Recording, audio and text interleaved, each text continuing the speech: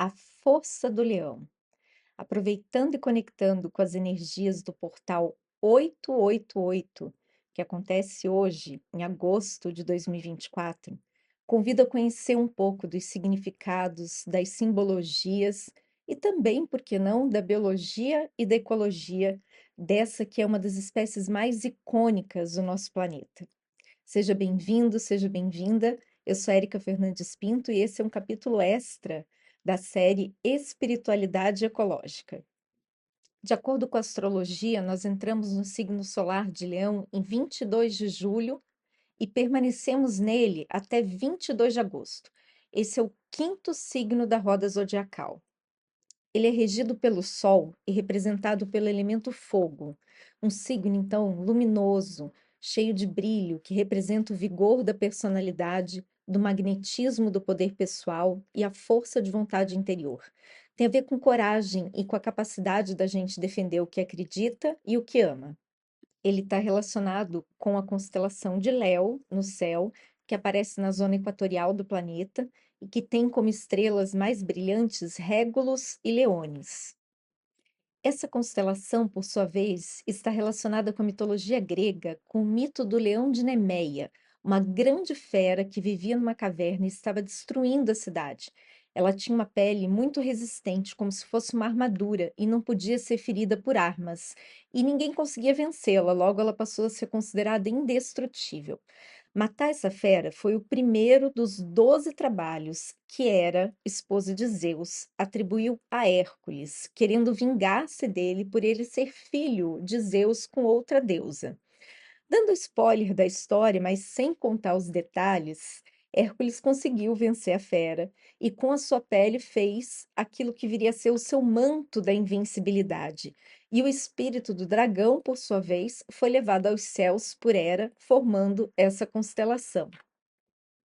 O mito dos 12 trabalhos de Hércules e outras histórias antigas inspiraram Joseph Campbell a escrever o livro O Herói de Mil Faces, que descreve os 12 passos do processo de individuação da alma humana, um processo psicológico universal que foi depois consagrado com o nome de A Jornada do Herói. E ele tem a sua contraparte feminina também, da Jornada da Heroína. Essas são teorias muito interessantes para quem está buscando o caminho do autoconhecimento e que esse período aí do signo de Leão nos inspira a conhecer e nos aprofundar. O leão foi adotado como símbolo da nobreza em diversas regiões do mundo. Está nos títulos de reis, de líderes políticos, de papas, na bandeira de diversos países, como o do Sri Lanka, que aparece aqui na imagem, em nomes de cidades, aparece em pinturas rupestres de dezenas de milhares de anos, em esculturas antigas. São animais presentes em diversas tradições religiosas, como na própria tradição judaico-cristã, onde ele está em histórias do Antigo e do Novo Testamento. Tem a história da luta de Sansão contra o leão, de Daniel na cova dos leões, de São Marcos, né, onde os leões se recusam a atacá-lo e acabam dormindo aos seus pés. E o leão também é um símbolo da ressurreição de Cristo e de Jerusalém. Ele aparece em várias outras mitologias, na sabedoria egípcia, hinduísta, budista, representando força e coragem de deuses e deusas guerreiros e também a sua proteção física e espiritual. O leão aparece nas fábulas e nas artes de diversos países pelo mundo, mesmo onde nunca teve leão, como na China e no Japão. Eles são os guardiões por excelência de diversos lugares sagrados espalhados ao redor do mundo, como as esfinges e as pirâmides do Egito, o templo de Angkor no Camboja, e também representa as patas do dragão em um dos 7 patrimônios mundiais do Sri Lanka. No Brasil, que não tem leões nativos, ele virou símbolo do nosso imposto de renda. Teoricamente para reforçar a cidadania, mas talvez um pouco para amedrontar as pessoas.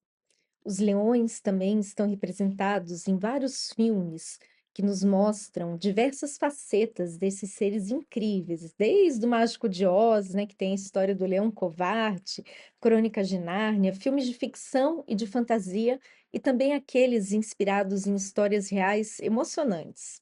Sem deixar de falar, né, claro, daquele que marcou aí muitas gerações e que continua emocionando adultos e crianças, né, o nosso queridíssimo aqui, pelo menos aqui em casa, o Rei Leão.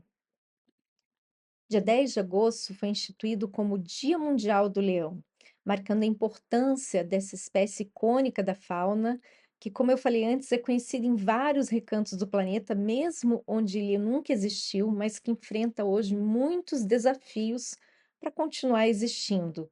O leão já foi considerado e é considerado por alguns, né, como rei das selvas, símbolo de força, de coragem, de imponência.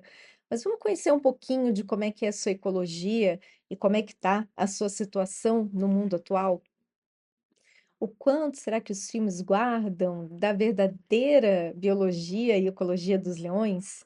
Eles têm corpos bastante musculosos, podem chegar a pesar o macho adulto até 180 quilos e atingir até 3 metros de comprimento do focinho ao rabo. É o segundo maior felino do planeta, só perde para o tigre. Eles podem correr até 80 quilômetros por hora e saltar até 10 metros.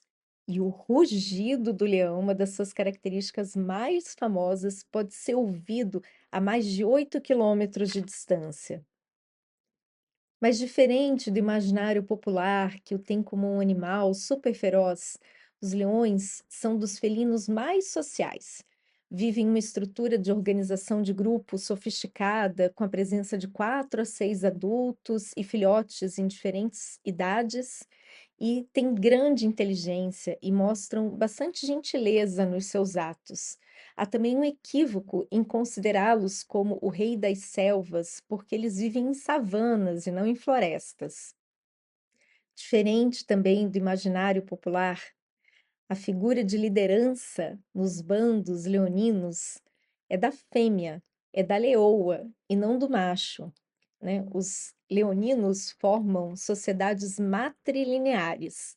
Os machos vão e vêm, sempre disputando ali uns com os outros, mas as fêmeas é que permanecem no espaço ali de um território que é bastante amplo, né? E formam a estrutura do bando.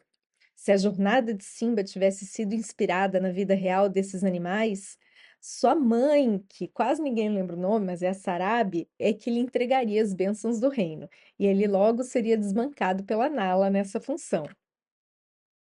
Além de definir o território, os leões são os protagonistas na caça, com estratégias assim cheias de habilidade, bastante elaboradas e cheias de coragem. Mas será que esses animais ainda são os reis ou as rainhas das savanas? Não muito. Eles desapareceram em cerca de 94% do seu território de distribuição original. A colonização, a destruição do habitat, a matança dos animais dos quais eles se alimentam e também a matança deles próprios por serem considerados como danosos à pecuária foi fazendo com que a população diminuísse até chegar a um ponto de serem considerados vulneráveis à extinção. Eles ainda são caçados como troféu em fazendas, inclusive com empreendimentos de caça comercial e traficados para uso na medicina tradicional chinesa do pó dos seus ossos. Estima-se que tenham sobrado cerca de 20 mil leões na África subsaariana, em uma região da Índia. Entre os 7 tipos de leão que se reconhece pela ciência, há o leão branco, que é o mais raro e também uma espécie considerada sagrada para vários povos tradicionais do continente africano. Os leões brancos fazem parte das tradições orais dos povos originários desse continente há séculos, mas sua existência foi confirmada pelos europeus somente em 1975.